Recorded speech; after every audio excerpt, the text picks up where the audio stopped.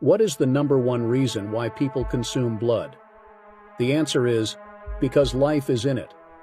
What is the number one reason for our Heavenly Father to command His people not to eat or consume blood? The answer is, because life is in it. The very reason why some persons ingest or consume blood is the same reason why our Heavenly Father commands us not to.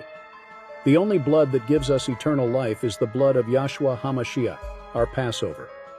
None other has ever been commanded for His people by Him. Follow me for the next episode.